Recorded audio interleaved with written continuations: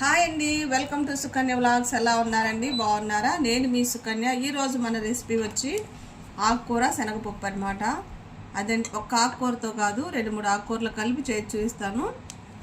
చాలా సింపుల్గా అయిపోతుంది, చాలా రుచిగా ఉంటుంది. ఇలా ఆకుకూరతో తింటే చాలా మంచిదండి హెల్త్కి కూడా.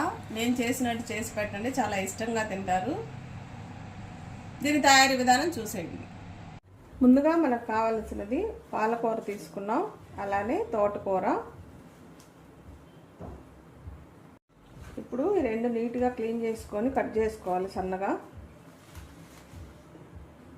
మనకి పీచులు లాంటివి ఏమైనా ఉంటాయి కదా, అవన్నీ తీసేసుకొని నీట్గా ఈ ఆకుకూరలు కట్ చేసుకుందాం. ఇలా సన్నగా కట్ చేసుకోండి. మొత్తం తీసి క్లీన్ చేసుకున్నాక మళ్ళీ అన్నీ ఇలా పెట్టుకొని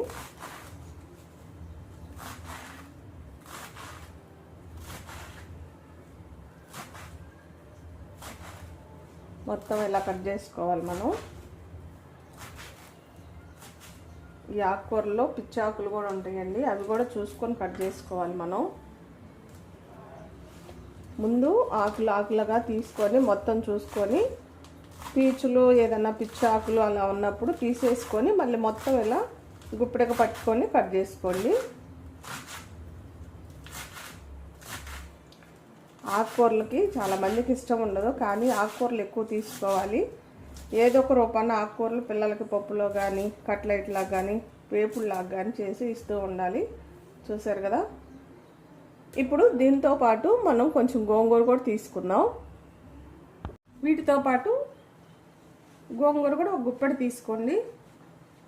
ఇలా వండితే పిల్లలు చాలా ఇష్టంగా తింటారు. మనం గోంగూర దేనిలోనైనా ఆకుకూరలో కొంచెం గోంగూర వేసుకొని వండుకోండి. అన్నీ కలగలిపి వండుకోండి. ఆకుకూరలు చాలా రుచిగా ఉంటుంది అనమాట. ఇప్పుడు మనం వీటిని ఒక 2-3 సార్లైనా నీట్గా నీళ్ళల్లో కడగాలన్నమాట. ఇప్పుడు వీటిని గుంజుదాం నీళ్ళల్లో.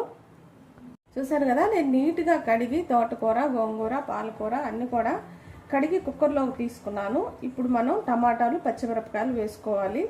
టమాటాలు పెద్దవైతే ఒక 3 తీసుకోండి, చిన్నవైతే ఒక 4 తీసుకోండి. పచ్చిమిరపకాయలు అలానే ఒక 6 పచ్చిమిరపకాయల దాకా తీసుకోండి. పచ్చిమిరపకాయలు ఎక్కువ వేసుకుంటే చాలా బాగుంటుంది అనమాట ఆకుకూర.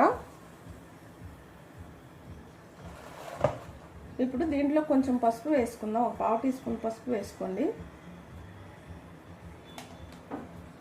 అలానే కారం, మనం పచ్చిమిరపకాయలు ఆల్రెడీ ఎక్కువే తీసుకున్నాం కాబట్టి ఒక 1/2 టీ స్పూన్ దాకా కారం వేసుకోండి. ఇప్పుడు మనం దీంట్లో పచ్చిశనగపప్పు అండి. పచ్చిశనగపప్పుతో ఆకుకూర చాలా బాగుంటుంది అనమాట. చూసారు కదా, ఇలా మధ్య మధ్యలో ఈ పప్పులు తగులుతూ ఉంటే పిల్లలు కూడా చాలా ఇష్టంగా తింటారు ఆకుకూరని. ఇప్పుడు ఈ నీళ్లతోనే దీంట్లో వేసుకుందాం. నేను బాగా ముందుగానే 2 సార్లు కడిగి నానబెట్టుకున్న పచ్చిశనగపప్పు అనమాట, అందుకే ఈ నీళ్లతో సహా వేసుకుంటున్నాను.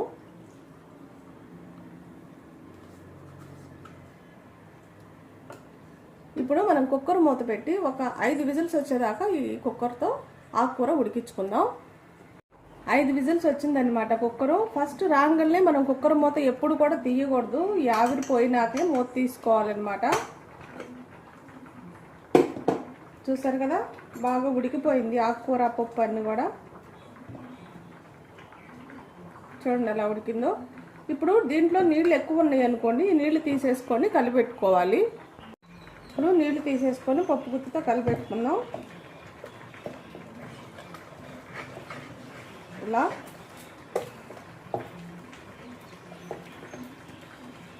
మీరు దీంట్లో మనం గోంగూర, టమాటాలు వేసాం కాబట్టి నేను చింతపండు వేయలేదు. మీరు కొంచెం పులుపు ఎక్కువ తినేవాళ్ళు అయితే ఇంత చింతపండు వేసుకొని ఉడకబెట్టుకోండి.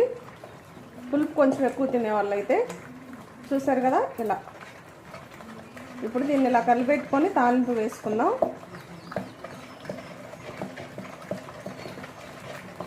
చాలా సింపుల్గా అయిపోతాయండి ఆకుకూరలు అయినా, పప్పు అయినా కుక్కర్ వాడటం వల్ల.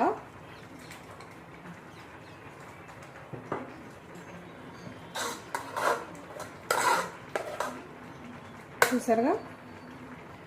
ఇప్పుడు దీన్ని తాలింపు వేసుకుందాం.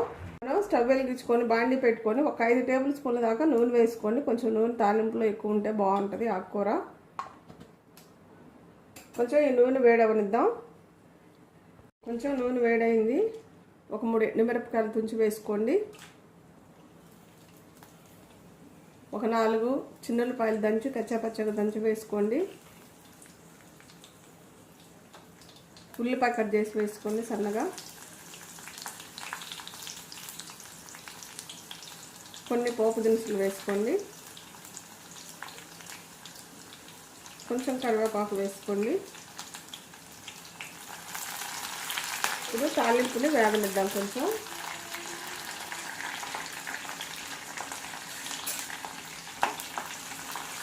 సరే కదా, తాలింపు వేగిపోయింది. ఇప్పుడు తోటకూర దీంట్లో వేసుకుందాం.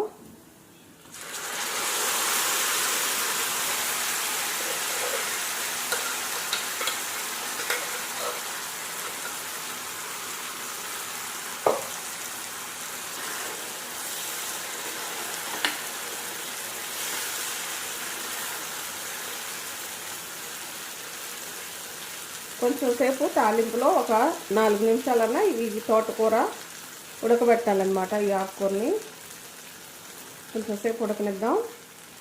ఒక 4 నిమిషాల దాకా దీన్ని ఉడకబెట్టాం కదా, దించే ముందు కొంచెం కొత్తిమీర చల్లుకోండి. కలిపేటప్పుడు ఉప్పు వేసుకోండి. ఒక్కసారి కొత్తిమీర వేసినాక కలిపి స్టవ్ కట్టేసుకుందాం. అంతే, రెడీ అయిపోయింది మన ఆకుకూర. చాలా చాలా బాగుంటుందండి. కంపల్సరిగా ఇలా ట్రై చేయండి ఒకసారి. పిల్లలు చాలా ఇష్టంగా తింటారు. స్టవ్ కట్టేసుకుందాం. మనం ఒక ఆకుకూర అయితే రుచి వేరుగా ఉంటుంది. ఇలా అన్ని ఆకుకూరలు కలిపి వండుకున్నాం అనుకో, ఏ ఆకుకూరలోనైనా కొంచెం గోంగూర వేసుకుంటే కర్రీ అనేది చాలా రుచిగా ఉంటుంది.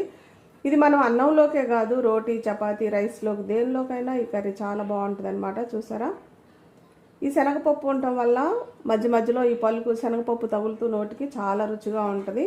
పిల్లలు కూడా చాలా ఇష్టంగా తింటారు. కంపల్సరీగా మీరు కూడా ఇంట్లో ఒకసారి ట్రై చేయండి. ఎలా వచ్చిందో కామెంట్ చేయండి. నా వీడియోస్ కానీ మీకు నచ్చినట్టయితే లైక్, షేర్, సబ్స్క్రైబ్.